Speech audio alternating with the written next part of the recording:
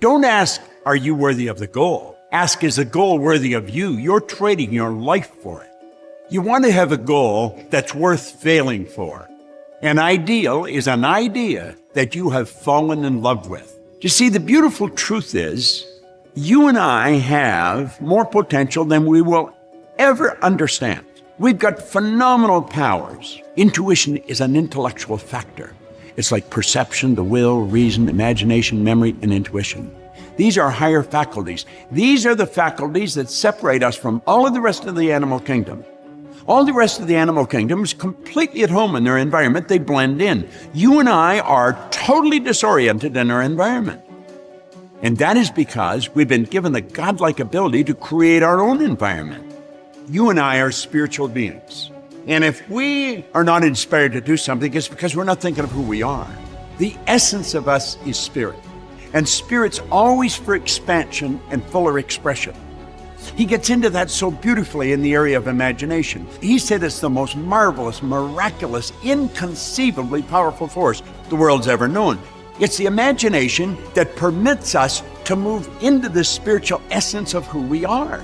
It's your imagination that takes the idea that comes to your consciousness, and that spirit wanting to express itself greater way through you, because spirit's always for expansion and fuller expression.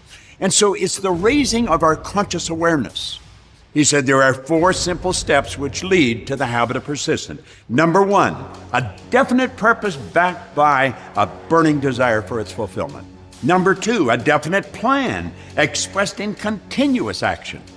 Number 3, a mind, this is very important, closed tightly against all negative and discouraging influences, including negative suggestions of relatives, friends, and acquaintances. And number 4, a friendly alliance with one or more persons who will encourage one to follow through with both plan and purpose. He said these 4 steps are essential for success in all walks of life. He said, ideas are intangible forces, but they have more power than the physical brains that gave birth to them. They have the power to live on long after the brain has created them has turned to dust. The desire is the idea in your subconscious mind seeking expression outside through your action. Desire is when you've internalized the idea. You've got to believe you can do it on a subconscious level. Thinking is the highest function that you and I are capable of. The problem is, very few courses teach thinking. You see, an idea is a thought or a collection of thoughts directed towards a purpose. Most people would never do what they're doing if they're thinking. If a person's going to accomplish anything of any consequence in their life, they have to get into the spirit of it.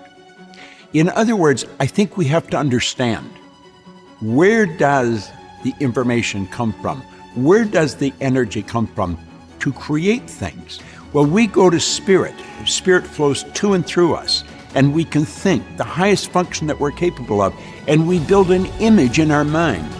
Then we have to be true to that image. We have to use our will to hold that picture on the screen of the mind, and we turn the image back over to spirit, which is within us. Through the reciprocal law of spirit, it gives it back to us in physical form. Now, this is truly getting into the spirit of the thing. That is what being inspired is all about. And all great work came about because someone was inspired to do it. All the great paintings, Rembrandt, Van Gogh, all of them, they were inspired to do the great work. We have to understand that whatever Rembrandt or Van Gogh used, we have available to us.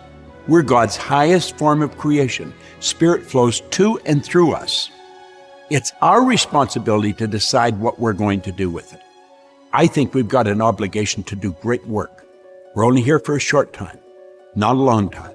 And we've got the faculties and the ability to do great work. I think we should. What makes us God's highest form of creation? What separates us from all the other little creatures on the planet? You know, all the other little creatures on the planet are completely at home in their environment. They blend in. You and I are totally disoriented in our environment. And that is because we've been given the mental faculties to create our own environment. We are truly creative beings. We have perception, the will, reason, imagination, memory, and intuition. 6 higher faculties. We have memory. There's no such thing as a bad memory. Everyone has a perfect memory. Go and buy Harry Lorraine and Jerry Lucas's book, The Memory Book. You can develop your memory to a phenomenal degree. Everyone has a perfect memory. Most of them have weak memories. Perception. It's how you see things. We know that our perception is our reality. Let's suppose I have a problem. I'll tell you what I do. I take and I write the problem out as clear as I possibly can. I write it out in such a way that if I give it to you, you'd be seeing it exactly the way I'm seeing it.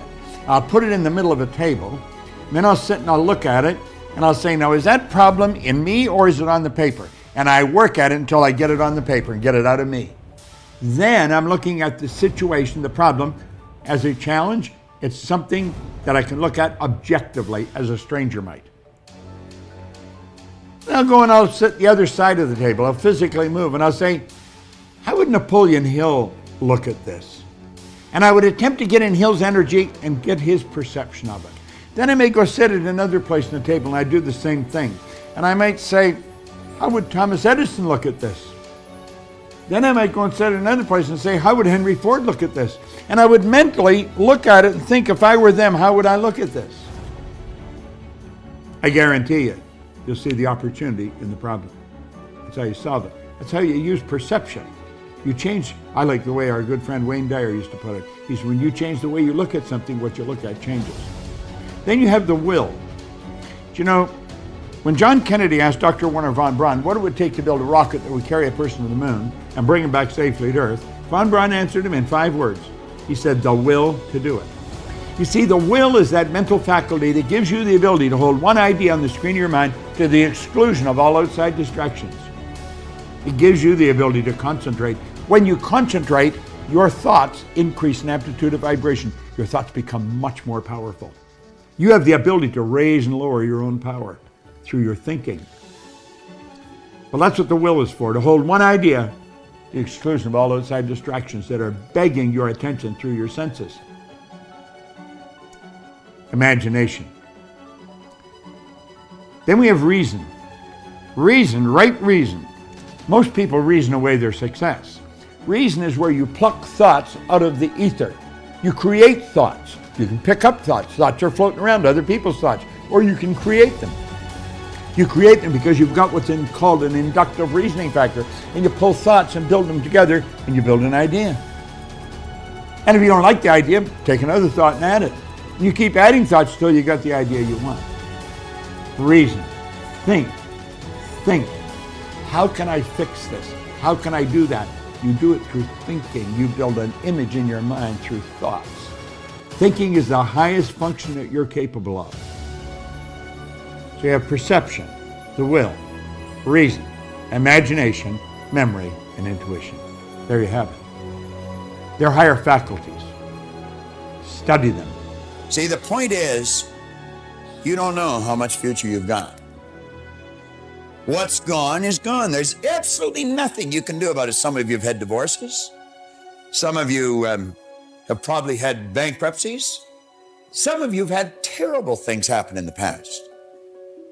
But what's gone is gone. It's in the past. And to spend your time focusing on the past is to spend the only thing that you've got, and that's what's right here, right now, because the sand never stops running. This is all we've got. And to spend your time now thinking of what happened there is making absolute certain that the future is going to be the same as the past. Now, I don't suppose many of us spend a lot of time thinking about that, but a lot of us spend a lot of time making that error. That's an excellent symbol. Now, he said, if you want to rid yourself of headaches, just forgive all thoughts that are on your mind. And you just listen to me, and he put me in a totally relaxed state. I felt better than I had felt for years. Because you're going to find that your head is aching because of the things that you're not letting go of. And it's causing tension, and it's causing an abnormal state of vibration of the cells in the brain, which causes the blood to rush to the head. And as you put yourself in a totally relaxed state, you'll soon become programmed to relax. I know that I would not be able to do what I do as often as I do it, and as long as I do it, if I wasn't relaxed. Leland Val Vanderwall said something when we were sitting having coffee, and I jotted it down. Every time this guy opens his mouth, he drops a pearl. I'm so wise. He said, let us not look back in anger, nor forward in fear, but around us in awareness. Was there ever depth in that? Let's not look back in anger. Let's quit thinking in reverse. Nor forward in fear, but around us in awareness.